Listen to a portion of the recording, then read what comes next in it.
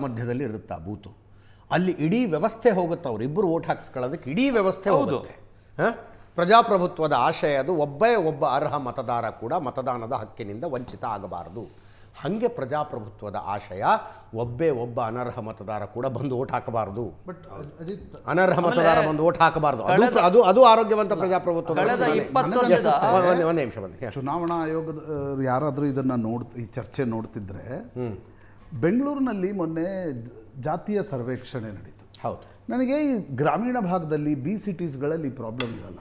ಅಲ್ಲಿ ರಾಜಕೀಯ ಪಕ್ಷಗಳ ಏಜೆಂಟ್ಗಳು ಮತ್ತು ಅಲ್ಲಿನ ವಾರ್ಡ್ಗಳವರಿಗೆ ಬಹಳ ಸಂಬಂಧಗಳಿರ್ತವೆ. ಬೂತ್ ಲೆವೆಲ್ವರೆಗೆ ಪಾರ್ಟಿಯಲ್ಲಿ ಹೋಗಿರುತ್ತೆ. ಬೆಂಗಳೂರಿನ ಸಮಸ್ಯೆಗಳು ಅಂತಂದ್ರೆ ಪೊಲಿಟಿಕಲ್ ಪಾರ್ಟಿಗಳು ಎಲ್ಲ ಇಲ್ಲಿನ ನಾಗರಿಕರನ್ನ ಗೊತ್ತಿಡಿತಾರೆ ಅಂತಕ್ಕಂಥ ಪರಿಸ್ಥಿತಿ ಇರಲ್ಲ. ತುಂಬಾ ಜನ ಬೇರೆ ಬೇರೆ ಭಾಗದಿಂದ ಬಂದಿರ್ತಾರೆ. ಮೊನ್ನೆ ಸಮೀಕ್ಷೆಯಲ್ಲಿ ಏನಾಯ್ತು ಅಂತಂದ್ರೆ, ಎಲ್ಲ ಮನೆಗಳಲ್ಲಿ ಹೋಗಿ ಚೀಟಿ ಅಂಟಿಸ್ಬಿಟ್ಟು. ಹಿಂದುಳಿದ ವರ್ಗಗಳ ಆಯೋಗದ ಸಮೀಕ್ಷೆ. ನಾಳೆ ನಿಮಗೆ ಈ ಒಂದು ಚುನಾವಣಾ ಆಯೋಗದ SIR ಪ್ರಕ್ರಿಯೆಯಲ್ಲೂ ಬರೋದು ಅದೇ ಸ್ಟಾಫೇ, ಬೇರೆ ಯಾರು ಬರಲ್ಲ ಅಲ್ಲಿ. ಅದೇ ಸ್ಟಾಫ್ ಬರೋದು. ಹೀಗಾಗಿ ಮಹಾನಗರಗಳಲ್ಲಿ ನನಗನ್ಸುತ್ತೆ ನೋಡಿ, ಇದು ಕೇಂದ್ರ ಚುನಾವಣಾ ಆಯೋಗದ ಮೇಲೆ ಈ ಆರೋಪಗಳನ್ನು ವಿಪಕ್ಷಗಳು ಮಾಡ್ತಾ ಇದ್ದಾಗ ಅದರದ್ದು ಜವಾಬ್ದಾರಿ ಇದೆ, ಪೊಲಿಟಿಕಲ್ ಪಾರ್ಟಿಗಳದ್ದು ಜವಾಬ್ದಾರಿ ಇದೆ. ನೀವು 10 ರಿಂದ 6 ಮನೆಯಲ್ಲಿರಲ್ಲ, ನೀವು ಡಿಲೀಟ್ ಮಾಡಿಬಿಟ್ರೆ ನನಗನ್ಸುತ್ತೆ ಮಹಾನಗರಗಳಲ್ಲಿ BLA2 ಅಂತ ನಮ್ಮ ಪಕ್ಷಗಳಿಂದ ಮಾಡಿರ್ತೀವಲ್ಲ. ಹೌದ್ರಿ, ಈಗ ನೀವು ಸಿಟಿಗಳಲ್ಲಿ ಅಪಾರ್ಟ್ಮೆಂಟ್ ಅಲ್ಲಿ ಒಳಗೆ ಬಿಟ್ಕೊಳ್ಳಲ್ಲ. ಆಮೇಲೆ ಪೊಲಿಟಿಕಲ್ ಪಾರ್ಟಿಗಳಿಗೆ ಅಪಾರ್ಟ್ಮೆಂಟ್ ಕಾಂಪ್ಲೆಕ್ಸ್ ಒಳಗೆ ಬಿಟ್ಕೊಳ್ಳಲ್ಲ, ಅವ್ರನ್ನ ಸಂಬಂಧ ಸಂಪರ್ಕನೂ ಇರಲ್ಲ ಇಲ್ಲಿ. ಅಂಥ ಸಂದರ್ಭದಲ್ಲಿ ನನಗನ್ಸುತ್ತೆ ಚುನಾವಣಾ ಆಯೋಗ should be extra cautious for Bengaluru, Mangaluru, Hubli. ಯಾಕಂದ್ರೆ 10 ರಿಂದ 6 ಅವ್ರ ಮನೆಯಲ್ಲಿರಲ್ಲ. ನೀವು ಸ್ಪೆಷಲ್ ಡ್ರೈವ್ ರಾತ್ರಿ 8 ರಿಂದ 12 ಮಾಡ್ತೀರಾ, ಮಾಡಿ ಆ ರೀತಿಯ ಡ್ರೈವ್ಗಳನ್ನು. ಅದರ್ವೈಸ್ ಏನಾಗುತ್ತೆ ಅಜಿತ್, ಯಾರ್ಯಾರ್ದು ಹೆಸರುಗಳನ್ನ ಡಿಲೀಟ್ ಮಾಡ್ತಾ ಹೋಗ್ಬಿಡ್ತಾರೆ. ಅವ್ರಿಗೆ ವೋಟಿಂಗ್ ರೈಟ್ಸ್ ಬೇಕಲ್ಲ. ಈಗ ಬರೀ ಪೊಲಿಟಿಕಲ್ ಪಾರ್ಟಿಗಳ ನಮ್ಮ ವೋಟರ್ಸು ಅಂತಲ್ಲ, ನೀವು ಹೇಳಿದ್ರಲ್ಲ, ಪ್ರತಿಯೊಬ್ಬ ಅರ್ಹ ಮತದಾರನಿಗೂ ಆತನಿಗೆ ವೋಟಿಂಗ್ ಮಾಡ್ತಕ್ಕಂಥ ಹಕ್ಕು ದೊರೀಬೇಕು. SIR ಪ್ರಕ್ರಿಯೆ ಕಾರಣದಿಂದ ಆತ ಮಾಡ್ತಾನೋ ಮಾಡೋದಿಲ್ಲೋ ಅದು ಆಮೇಲಿನ ಮಾತು. ಯಾರಿಗೆ ಮಾಡ್ತಾನೆ, ಯಾರಿಗೆ ವೋಟ್ ಮಾಡೋದಿಲ್ಲ ಅದು ಆಮೇಲಿನ ಮಾತು. ಬಟ್ ವೋಟರ್ ಲಿಸ್ಟ್ ನಲ್ಲಿ ಅವನ ಹೆಸರು ಇರಬೇಕು. ಸರ್ ಅವ್ರು ಗ್ರೌಂಡ್ ಲೆವೆಲ್ಗೆ ಕೆಲಸ ಮಾಡಿದ್ದಾರೆ ಸರ್, ಅವರಿಂದ ತಿಳ್ಕೊಳ್ಳೋ ಮಾಹಿತಿಗಳು ಜಾಸ್ತಿ ಇಲ್ಲ. ಎಸ್ ರಾಜೀವ್ ಗೌಡ್ರೆ, ಆನ್ ಅನ್ ಆವರೇಜ್ ಒಂದು ವಿಧಾನಸಭಾ ಕ್ಷೇತ್ರದಲ್ಲಿ ನಿಮ್ಮ ಲೆಕ್ಕಾಚಾರದ ಪ್ರಕಾರ ಎಷ್ಟು ಮತದಾರರು ಡಿಲೀಟ್ ಇಲ್ಲ? ಈಗ ಬೇರೆ ಬೇರೆ ರಾಜ್ಯಗಳಲ್ಲಿ ಇದೆಯಪ್ಪ, ನಮ್ಮಲ್ಲಿ 91 ಲಕ್ಷ ಅಲ್ಲಾದರೂ 90 ಲಕ್ಷ ತಮಿಳುನಾಡಿನಲ್ಲಿ ಆಗಿದ್ದಾರೆ. ಕರ್ನಾಟಕದಲ್ಲಿ ಎಷ್ಟಾಗ್ಬೋದು? ಮೇ ಬಿ ನಮ್ಮಲ್ಲೂ ಕೂಡ ಒಂದೊಂದು 20,000 30,000 ಡಿಲೀಟ್ ಆಗೋ ಸಂಭವ ಇದೆ ಮ್ಯಾಕ್ಸಿಮಮ್. ಈಗ ಒಂದೊಂದು ಖಂಡಿತ 20 ರಿಂದ 25,000 ಆಗೋ ಸಂಭವಗಳಿದೆ. ಯಾಕೆಂದ್ರೆ ನೋಡಿ, ಉತ್ತರ ಕರ್ನಾಟಕದಿಂದ ಇಲ್ಲಿಗೆ ವಲಸೆ ಬಂದಿರೋರು ಸಾಕಷ್ಟು ಜನ ಇದ್ದಾರೆ.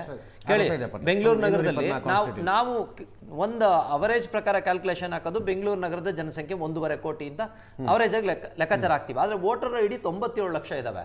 ಆಮೇಲೆ ಇವರೇ ಹೇಳ್ತಾ ಇದ್ರು, ಕೂಲಿ ಕಾರ್ಮಿಕರು ಹೊರಗಡೆಯಿಂದ ಬಂದಿರ್ತಾರೆ. ಬಹುಶಃ ಕೆಲವರು ಅಲ್ಲಿ ಲೋಕಲ್ ಲೀಡರ್ಸ್ ಏನ್ ಮಾಡಿರ್ತಾರೆ, ಅವ್ರಿಗೆ ಬೇಕು ಅಂತ ಮಾಡಿಸ್ಕೊಂಡಿರ್ತಾರೆ. ಇದು ಸಹಜ, ಎಲ್ಲಾ ಕಡೆನೇ ಎಲ್ಲಾ ಪಕ್ಷದಲ್ಲೂ ಯಾವ ಪಕ್ಷನಾರು ಬರಲಿ ಮಾಡ್ಕೊಂಡಿರ್ತಾರೆ. ಅವ್ರು ಡಬಲ್ ವೋಟರ್ ಐಡಿ ಕಾರ್ಡ್ ಆಗಿರುವಂತ ಸಂದರ್ಭದಲ್ಲಿ ಡಿಲೀಟ್ ಆಗುವಂತ ಸಂದರ್ಭಗಳಿರ್ತವೆ. ಈಗ ನಂದೇ ಒಂದು ಸಣ್ಣ ಉದಾಹರಣೆ ಕೊಡ್ತೀನಿ. ಅಲ್ಲಲ್ಲ, ಯಾದಗಿರಿ ಕೊಪ್ಪಳದಿಂದ ಬಂದಂಥವ್ರು ಇಲ್ಲೂ ಇದೆ, ಅಲ್ಲೂ ಇದೆ, ಪಶ್ಚಿಮ ಬಂಗಾಳದಿಂದ ಬಂದವ್ರದ್ದು ಇಲ್ಲೂ ಇದೆ, ಅಲ್ಲಿ ಇದೆ. ಅರ್ಥ ಆಗತ್ರಿ, ಬಾಂಗ್ಲಾದೇಶದಿಂದ ಬಂದವ್ರದ್ದು ಅಲ್ಲೂ ಇದೆ. ಅಲ್ಲಿಗೆ ಬರ್ತಾ ಇದ್ದೀನಿ. ಈಗ ನಿಮ್ಗೆ ಕೆಲವು ವಿಚಾರಗಳು ಹೇಳ್ತೀನಿ. ಸಕಲೇಶ್ಪುರ ಈ ಭಾಗಗಳಲ್ಲಿ ಅಲ್ಲಲ್ಲ, ಕೆಲವು ಕಾಫಿ ಎಸ್ಟೇಟ್ಗಳಲ್ಲಿ ಬಾಂಗ್ಲಾದೇಶಿಗರು ಕೆಲಸ ಮಾಡ್ತಾ ಇದಾರೆ ಅನ್ನೋ ಮಾಹಿತಿ ಇದಾವೆ. ಈಗ ನೀವುಗಳೇ ಸಾಕಷ್ಟು ಮಾಧ್ಯಮಗಳಲ್ಲಿ ಬಿತ್ತರಿಸಿದಿರಿ, ಅಲ್ಲೆಲ್ಲೋ ಹೋಗಿ ಹೋರಾಟ ಮಾಡಿದ್ರು, ಇಲ್ಲೆಲ್ಲೋ ಬಂದು ಬಾಂಗ್ಲಾದವರು ಶೆಡ್ ಹಾಕೊಂಡಿದ್ರು ಅನ್ನೋದ್ರ ಬಗ್ಗೆ ಮಾಧ್ಯಮಗಳಲ್ಲಿ ಬಿತ್ತರ ಆಗ್ತಾ ಇದೆ. ಹೋರಾಟಗಳು ನಡೀತಾ ಇದ್ದಾವೆ. ಇಷ್ಟೆಲ್ಲ ಇದ್ದಾಗ ಕೇಸ್ಗಳಾಗ್ತಾ ಇದ್ದಾವೆ. ಇದನ್ನೆಲ್ಲ ಇದ್ದಾಗ ನಾವು ಹೇಳೋದಿಷ್ಟೇ, ಯಾರು ಈ ದೇಶದ ಪ್ರಜೆಗಳಿದಾರೋ ಅವ್ರಿಗೆ ವೋಟ್ ಮಾಡೋ ಹಕ್ಕು ಸಿಗಲಿ. ನೀವಾಗಲೇ ಒಂದು ಮಾತು ಹೇಳಿದ್ರಿ, ಪ್ರತಿಯೊಬ್ಬನ ಒಂದು ವೋಟು ಕೂಡ ಮಿಸ್ ಆಗಬಾರ್ದು ಅಂತ. ಮೊದಲೆಲ್ಲ ಏನಾಗ್ತಾ ಇತ್ತು, 55% 60% ವೋಟ್ ಆಗೋದ್ರಲ್ಲಿ ತ್ರಾಸದಾಯಕ. ಈಗ 90% ರೀಚ್ ಆಗಿದೆ. ನಾನು ಒಂದು ಸಣ್ಣ ಉದಾಹರಣೆ ಕೊಡ್ತೀನಿ. ನಂದೊಂದು ಬೂತಲ್ಲಿದೆ, ನನ್ನ ಧರ್ಮಪತ್ನಿದು ಇನ್ನೊಂದು ಬೂತಲ್ಲಿದೆ. ಇಂಥ ಪರಿಸ್ಥಿತಿಯಲ್ಲಿ ಏನಾಗ್ತವೆ ನೋಡಿ, ಇವ್ರು ವೋಟರ್ ಲಿಸ್ಟ್ ಸೇರಿಸುವಾಗ, ಈಗ ಅದಕ್ಕೇನೆ SIR ಪಟ್ಟಿ ಪರಿಷ್ಕರಣೆ ಅಂತ ಹೋದಾಗ ಅಲ್ಲಿ ನಾವು BLA2ಗಳಿಗೆ ಟ್ರೈನ್ ಅಪ್ ಮಾಡ್ತೀವಿ. ಗಂಡನ ವೋಟರ್ ID ಇಲ್ಲಿದೆ ಅಂದಾಗ ಹೆಂಡ್ತಿದು ಅಲ್ಲೇ ಇರೋ ರೀತಿ ನೋಡ್ಕೊಳ್ಳಿ, ಇನ್ನೆಲ್ಲೋ ಬೂತ್ಗೆ ಹಾಕ್ತಾರೆ. ಈ ಪರಿಸ್ಥಿತಿಯಿಂದ ಏನಾಗ್ತದೆ, ಈಗ ನಾನು ವೋಟ್ ಮಾಡ್ಲಿಕ್ಕೆ ಹೋಗ್ತೀನಿ, ನನ್ನ ಹೆಂಡತಿ ನನ್ನ ತಾಯಿನ ಕರ್ಕೊಂಡು ಹೋಗ್ತೀನಿ, ಅವರಿಬ್ಬರದು ವೋಟ್ ಸಿಗ್ಲಿಲ್ಲ ಅಂದಾಗ ನಾನು ಏನು ಮಾಡ್ತೀನಿ, ನಾನು ಬೇಜಾರು ಮಾಡ್ಕೊಂಡು ವಾಪಸ್ ಬಂದಿರೋಂಥ ಉದಾಹರಣೆಗಳು ಸಾಕಷ್ಟು ಇರ್ತವೆ. ನೀವು ಈ ಥರ ಆಗೋದು ನಿಮ್ದೊಂದು ಬೇಡ. ಬೂತು ನಿಮ್ಮ ಹೆಂಡತಿದೊಂದು ಬೂತು ಅಂತಿದ್ದೀರಿ, ನಮ್ದೊಂದು ಬೂತು ನಮ್ಮ ಹೆಂಡತಿ ಇನ್ನೊಂದು ಜಿಲ್ಲೆಯಲ್ಲಿ ಇರುತ್ತೆ ಅಂತ ಕೇಸ್ಗಳು. ಅಲ್ಲ ಆ ಥರ ಕೇಸ್ಗಳು ಅಲ್ಲಲ್ಲ, ಆ ಥರ ಕೇಸ್ಗಳು ಏನಾಗ್ತವೆ, ಸರ್ ಪ್ಲೀಸ್, ಒಂದೇ ಅಡ್ರೆಸ್ ಬೇರೆ ಬೇರೆ ಬೂತ್ ಅಂದ್ರೆ ಏನ್ ಅರ್ಥ ಅದಕ್ಕೆ? ಅದನ್ನೇ ಪರಿಷ್ಕರಣೆ, ಸರ್ ಒಂದೇ ಮನೆ ಪರಿಷ್ಕರಣೆ, ಐ ಆಮ್ ಆಸ್ಕಿಂಗ್ ಯು, ಅದೇ ಪರಿಷ್ಕರಣೆ ಅಡ್ರೆಸ್ ಇಟ್ಕೊಂಡಿರ್ತಾರಾ? ಒಂದೇ ಅಡ್ರೆಸ್ ಇದೆ, ಪರಿಷ್ಕರಣೆ ಮಾಡ್ಬೇಕು, ಅದನ್ನೇ ಹೆಂಗ್ ಮಾಡಿದ್ರಿ? ಮದುವೆಗೆ ಮುಂಚೆ ಇನ್ನೊಂದು ಕಡೆ ಇರ್ತೀರಿ ಅವ್ರದ್ದು. ಅದಾಗಲ್ಲ, ಮದುವೆ ಆಗಿ 25 ವರ್ಷ ಆಗಿ ಇಲ್ಲೇ ವೋಟ್ ಹಾಕ್ತಾ ಇರಿ, ಒಟ್ಟಿಗೆ ಲಾಸ್ಟ್ ಎಲೆಕ್ಷನ್ ಒಟ್ಟಿಗೆ ಹೋಗಿ ಒಂದೇ ಬೂತಲ್ಲಿ ವೋಟ್ ಹಾಕಿದೀವಿ. ಅವ್ರು ಹೇಳಿದ್ರ ಅದನ್ನ ಆ ತರ ಆಗಿರೋ ಪ್ರಸಂಗ ನನ್ನ ಹೇಳ್ತೀನಿ ಕೇಳಿ. ಏನ್ ಮಾಡಕ್ಕಾಗತ್ತೆ? My nodal constituency is Belagavi.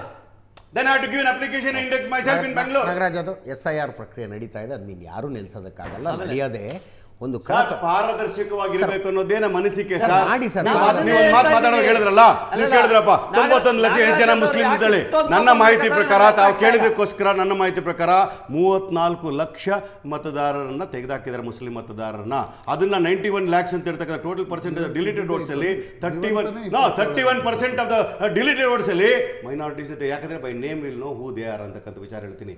SC/ST ಕೇಳಿದ್ರಲ್ಲ, ಅದೇ ವೆಸ್ಟ್ ಬೆಂಗಾಲ್ ಬಾರ್ಡರ್ ಅಲ್ಲಿ ಇರ್ತಕ್ಕಂಥ SC/ST ಕಾನ್ಸ್ಟಿಟ್ಯೂನ್ಸಿಗಳಲ್ಲಿ ಒಂದೇ ಪಾರ್ಲಿಮೆಂಟರಿ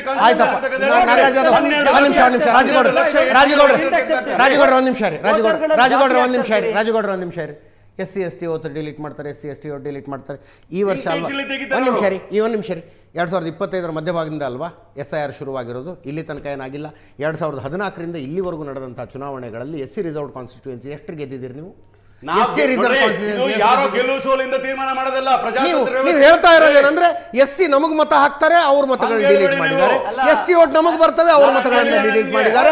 SIR ಆಗೋಕ್ಕಿಂತ ಮುಂಚೆ ಕೇಳ್ತಾ ಇದ್ದೀನಿ, SIR ಆಗೋದಕ್ಕಿಂತ ಮುಂಚೆನೆ ಕೇಳ್ತಾ ಇದ್ದೀನಿ. SC reserved constituency, ST reserved constituency ಎಷ್ಟು ಗೆದ್ಕೊಂಡಿದ್ದೀರಿ ಹಂಗಿದ್ರೆ? ಸರ್, ಗೆಲುವು ಸೋಲಿನ ಪ್ರಶ್ನೆ ಅಲ್ಲ, ಗೆಲುವು ಸೋಲಿನ ಪ್ರಶ್ನೆ ಅಲ್ರಿ.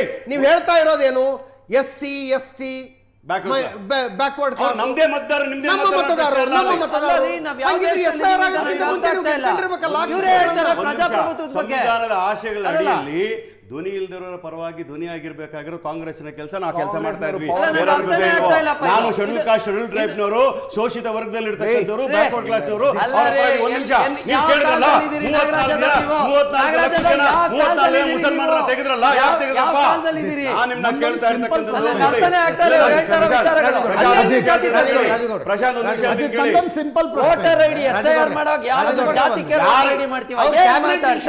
ಜೋರಾಗಿ ಮಾತಾಡ್ತಾರೆ, ನೀವು ಯಾಕೆ ಜೋರಾಗಿ ಮಾತಾಡ್ತೀರಿ? ಪಶ್ಚಿಮ ಬಂಗಾಳಕ್ಕೆ ಸೀಮಿತವಾಗಿ ನಾಗರಾಜ್ ಯಾದವ್ ಅವರ ಆರ್ಗ್ಯುಮೆಂಟ್ ಅನ್ನ ನಾವು ಸ್ವಲ್ಪ ಕೆಳಗಿಳಿಸೋಣ. ಕೆಳಗಂದ್ರೆ ಪ್ರಾಕ್ಟಿಕಲಿ ಗ್ರೌಂಡ್ ಲೆವೆಲ್ ಇಳಿಸೋಣ. ಈಗ ಒಂದು ವಾರ್ಡ್ನಲ್ಲಿ 1000 ಮುಸ್ಲಿಮರ ಹೆಸರು ತೆಗೆದುಹಾಕಿದ್ರು ಅಂತ ಅನ್ಕೋಣ. ನಾಗರಾಜ್ ಯಾದವ್ ಅವ್ರ ಪಾರ್ಟಿಯಲ್ಲಿ ಗ್ರೌಂಡ್ ಲೆವೆಲ್ ಅಲ್ಲಿ ಇಲ್ಲ, ಮಮತಾ ಬ್ಯಾನರ್ಜಿ ಅವ್ರ ಪಾರ್ಟಿ ಗ್ರೌಂಡ್ ಲೆವೆಲ್. ಅವ್ರು ನಿಶ್ಚಿತವಾಗಿ ಹೋಗಿ ದಾಖಲೆಗಳನ್ನ ಕೊಡೋ ಕೆಲಸ ಮಾಡಿರ್ತಾರೆ. ಕೇರಳದಲ್ಲಿ ಮುಂಚೆ BLA ಅಬ್ಜೆಕ್ಷನ್ ಮಾಡಬೇಕಲ್ಲ, ಯಾಕೆ ತೆಗೆದಿದ್ದೀರಿ? ಅಬ್ಜೆಕ್ಷನ್ ನಾನು ಹೇಳೋದು, ನೀವು ಅಬ್ಜೆಕ್ಷನ್ ಬಿಡಿ, ನಂತರದ ಸಂದರ್ಭದಲ್ಲಿ ಹೋಗಿ ನಿಮ್ಮ ಬಳಿ ದಾಖಲೆಗಳಿದ್ರೆ ಅವ್ರು ಹೋಗಿ ದಾಖಲೆಗಳನ್ನ ಕೊಡ್ತಾರೆ. ದಾಖಲೆಗಳನ್ನ ಪರಿಷ್ಕರಣೆ ಗಣೇಶ್ ಕುಮಾರ್ ಮಾಡ್ತಾರ? ಇಲ್ಲ, BLOನೇ ಮಾಡ್ಬೇಕು. ಮುಖ್ಯ ಚುನಾವಣಾ ಆಯುಕ್ತರು ಬಂದು ಕುಳಿತುಕೊಂಡು ವಾರ್ಡ್ನಲ್ಲಿ ಯಾರನ್ನ ಇದೆ ಇವ್ರು ತಗೊಳ್ಳಿ, ಇವ್ರು ತಗೊಳ್ಬೇಡಿ ಅಂತ ಹೇಳ್ತಾರೆ. ಅಥವಾ ಕೇಂದ್ರ ಚುನಾವಣಾ ಆಯೋಗ 3 ಚುನಾವಣಾ ಆಯುಕ್ತರು ದಿಲ್ಲಿಯಲ್ಲಿಂದ ಆಫೀಸ್ ಬಿಟ್ರೆ ಏನು ಬೇರೆ ಬೇರೆ ರಾಜ್ಯಗಳಲ್ಲಿ ಅಲ್ಲಿನ ಕೇಡರ್ಗಳನ್ನೇ ತಗೋಬೇಕಲ್ಲ? ಏನು ಬೇರೆ ಕೇಡರ್ ಮುಖ್ಯ ಚುನಾವಣಾ ಆಯುಕ್ತರನ್ನು ಹಾಕ್ತಾರ? ಅಲ್ಲ, ನಾನು ಹೇಳೋದು ನಿಮ್ದು ರಾಜ್ಯ ಸರ್ಕಾರ. ಈಗ ಬಿಹಾರ ಒಪ್ಕೋತೀನಿ ರೀ, ನೀವು ಹೇಳಿದ್ರೆ ಬಿಹಾರ ಒಪ್ಕೋತೀನಿ. ಪಶ್ಚಿಮ ಬಂಗಾಳದಂಥ ರಾಜ್ಯದಲ್ಲಿ ಫಿಯರ್ಸ್ಲಿ ಪೊಲಿಟಿಕಲ್ ಬ್ಯಾಟಲ್ ಮಾಡುವ ಮಮತಾ ಬ್ಯಾನರ್ಜಿ ಬಳಿ ಡಾಕ್ಯುಮೆಂಟ್ಗಳು ಇದ್ದಿದ್ರೆ ಅವ್ರು ಬಿಡ್ತಾ ಇದ್ರ ಅದನ್ನ? ಸರ್, ಡಾಕ್ಯುಮೆಂಟ್ ಇದ್ದಿದ್ದಕ್ಕೆ 24 ಜನ ವಾಪಸ್ ತರಿಸಕ್ಕೆ ಪ್ರಯತ್ನ ಮಾಡಿದ್ದು, ಅದಕ್ಕೆ ಕೋರ್ಟ್ಗೆ ಹೋಗಿ ಖುದ್ದಾಗಿ ಆರ್ಗ್ಯುಮೆಂಟ್ ಮಾಡಿರ್ತಕ್ಕಂಥದ್ದು. ಎಲ್ಲೋ ಒಂದು ಬಯಾಸ್ಡ್ ನಡ್ಕೊಳ್ತಾ ಇರ್ತಕ್ಕಂಥ ಎಲೆಕ್ಷನ್ ಕಮಿಷನ್ ಆಫ್ ಇಂಡಿಯಾ ಬಗ್ಗೆ ಅಪಸ್ವರಣ ಎತ್ತಿರ್ತಕ್ಕಂಥ ವಿಚಾರ. ಅದು ಫೈನಲ್ ಜಡ್ಜ್ಮೆಂಟ್ ಬರೋವರೆಗೂ ಕೂಡ don't give a clean chit to ECI. Sir, ಯಾವ ಪ್ರಕರಣದಲ್ಲಿ ಹೋದ್ರೂ ಸುಪ್ರೀಂ ಕೋರ್ಟ್ ಅರ್ಜಿಯನ್ನು ಸ್ವೀಕಾರ ಮಾಡಿ. ನಾಗರಾಜ್ ಯಾದವ್ ಈ ದೇಶದಲ್ಲಿ ವಾದ ವಿವಾದಗಳಾಗಿದೆ. ನಾಗರಾಜ್ ಯಾದವ್ ನೋಡಿ 91 ಲಕ್ಷ ಮತದಾರರನ್ನು ಹೊರಗೆ ಇಡ್ಲಿಲ್ಲ. ಸುಪ್ರೀಂ ಕೋರ್ಟ್ ಅವರದ್ದು ಏನ್ ಮಾಡ್ತಾರೆ, ಅಲ್ಲಿರ್ತಕ್ಕ ಟ್ರಿಬ್ಯುನಲ್ ಕೋರ್ಟ್ಗಳ ಜಡ್ಜ್ಗಳೆಲ್ಲ ಇಟ್ಟು ಕೆಲಸ ಮಾಡಿ 24 ಸೇರಿಸಿದ್ರಲ್ಲ, ಅಂದ್ರೆ ಪ್ರೈಮಾ ಫೇಜಿ ತಪ್ಪು ಮಾಡಿದ್ರು. ಇವ್ರು ಹೇಳ್ತಾರಲ್ಲ, ನಮ್ಮ ರಾಜೀವ್ ಗೌಡ ಈ ದೇಶದಲ್ಲಿ ಒಂದೇ ಮನೆಯಲ್ಲಿ ಇರ್ತಕ್ಕಂಥ ಒಂದೇ ಸಣ್ಣ ಮಕ್ಕಳಿಗೂ ಗೊತ್ತು, ಸಣ್ಣ ಮಕ್ಕಳಿಗೂ ಗೊತ್ತು. BLOಗಳು ಏನ್ ಮಾಡ್ತಾ ಇದ್ದಾರೆ? ಕೇಂದ್ರ ಸರ್ಕಾರ ನಿಮ್ಮ ಅಧಿಕಾರಿಗಳು, ನಿಮ್ಮ ಸ್ಕೂಲ್ ಟೀಚರ್ಸ್, ನಿಮ್ಮ PDOಗಳು, ನಿಮ್ಮ ಅಂಗನವಾಡಿ ಕಾರ್ಯಕರ್ತರು ಪಾರದರ್ಶಕವಾಗಿರಬೇಕು. ಸುಪ್ರೀಂ ಕೋರ್ಟ್ ತೀರ್ಮಾನ ಬರೋರು ಕೂಡ ಸ್ವಲ್ಪ ತಾಳ್ಮೆ ಇರಬೇಕು ಅನ್ನೋ ವಿಚಾರ ನಾವು ಹೇಳ್ತಾ ಇದ್ದೀವಿ. ಬಾಂಗ್ಲಾದೇಶದಿಂದ ಅಕ್ರಮವಾಗಿ ಒಬ್ಬ ಭಾರತದೊಳಗೆ ಬಂದ ನಂತರ ಆತನಿಗೆ ಆಧಾರ್ ಕಾರ್ಡ್ ಕೊಡಿಸೋದಕ್ಕೆ, ವೋಟರ್ ID ಕೊಡಿಸೋದಕ್ಕೆ, ರೇಷನ್ ಕಾರ್ಡ್ ಕೊಡಿಸೋದಕ್ಕೆ ದೊಡ್ಡ ಮಾಫಿಯಾ ಕೆಲಸ ಮಾಡುತ್ತೆ. ಇದು ಸಣ್ಣ ಮಕ್ಕಳಿಗೂ ಗೊತ್ತಿರುವಂತ ವಿಷಯ. ಬೆಂಗಳೂರಲ್ಲೂ ಇದೆ. ಕೇಳಿಸ್ಕೊಳ್ರಿ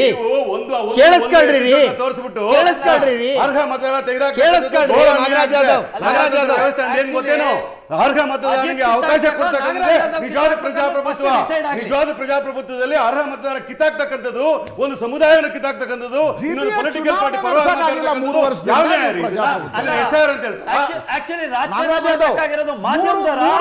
ರಾಜಕಾರಣಿಗಳನ್ನ ಡಿಸೈಡ್ ಆಗ್ಲಿ ಫಸ್ಟ್.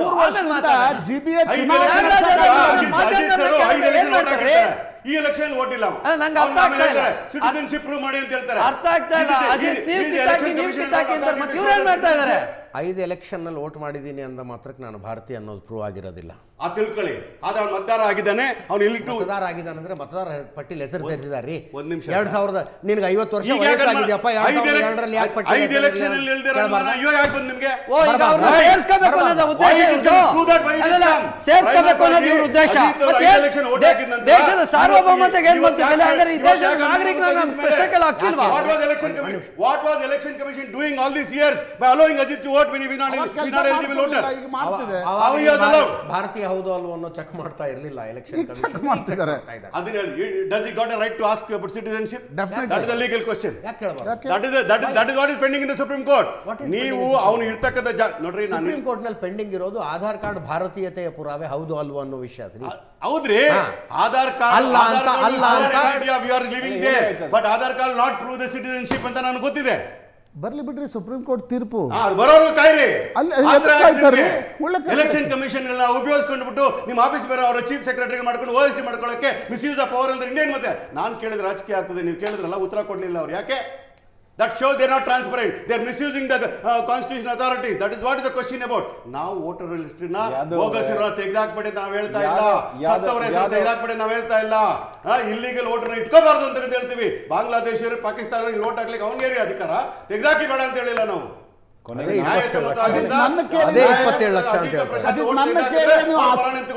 ಆಸ್ತಿ ಮಾರಾಟ ಮಾಡುವಾಗ ಫ್ಯಾಮಿಲಿ ಟ್ರೀ ಕೇಳ್ತಿರಲ್ಲಪ್ಪ. ಹೌದು, ಚುನಾವಣಾ ಆಯೋಗ ಕೇಳಿದಾಗ್ಲೂ ಕೂಡ ಫ್ಯಾಮಿಲಿ ಟ್ರೀ ಕೊಡಿ. ಯಾವನಾರು ಬಂದು ಕಾಗಜ್ ನಹೀ ದಿಖಾಯಂಗೆ ಅಂದ್ರೆ ವೋಟರ್ ಲಿಸ್ಟ್ ಅಲ್ಲಿ ಹೆಸರು ಇರಬಾರ್ದು. ಕಾಗಜ್ ನಹೀ ದಿಖಾಯಂಗೆ ಅಂದ್ರೆ ವೋಟರ್ ಲಿಸ್ಟ್ ಅಲ್ಲಿ ಹೆಸರು ಇರಬೇಕು. ಥ್ಯಾಂಕ್ ಯು ಸೋ ಮಚ್ ಎಲ್ರು. ಇದರೊಂದಿಗೆ ಇವತ್ತಿನ ಲೆಫ್ಟ್ ರೈಟ್ ಅಂಡ್ ಸೆಂಟರ್ ಮುಗಿಸ್ತಾ ಇದ್ದೀವಿ. ನೇರ ದಿಟ್ಟ ನಿರಂತರ ಸುದ್ದಿಗಾಗಿ ನೋಡ್ತಾ ಇರಿ ಏಷ್ಯಾನೆಟ್ ಸುವರ್ಣ ನ್ಯೂಸ್.